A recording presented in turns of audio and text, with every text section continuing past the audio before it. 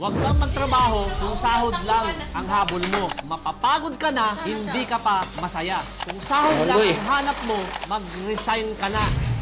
Hindi ka matututo kung laging ganyan ang mindset mo. Sahod-sahod lang sa growth at development, wala kang pake. Favorite day mo, 15 at 30. At favorite time mo, alas 5. Lagi kang nakaabang sa oras ng uwian. Hindi ka productive kasi sariling pakinabang lang ang nasa isip mo. Unfair yan sa pinapasukan mo, maging sa mga kasamahan mo. Papasok ka lang kasi bayad ang araw mo. Hindi ba sumagi sa isip mo na dapat masaya ka? Gusto mo yung ginagawa mo, mahal mo yung trabaho mo, at nag-enjoy ka sa workplace mo.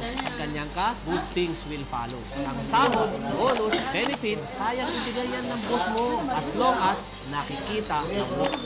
Pakita mo na meron kang pusang palo at may malasakit ka sa company. Maging self-manage ka, hindi lang para sa company, kundi sa sarili mong growth. Maging habit mo dapat ang araw-araw, merong kang matututunan. Paabutin mo sa punto na ayaw ka na nilang mawala dahil asset ka nila. Real talk lang mga ma'am sir, ang mga employees naghahanap yan ng maayos na mapapasukan kumpanya. Ganun din ang mga kumpanya, naghahanap din ng maayos na employee.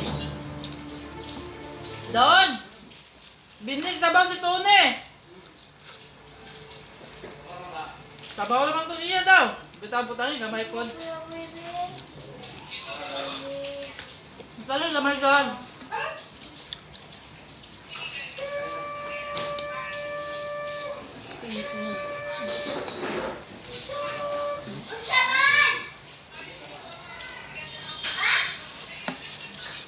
Ano mo sa kanya?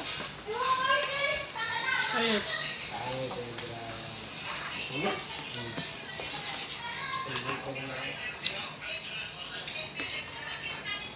Pero wala, may pinta.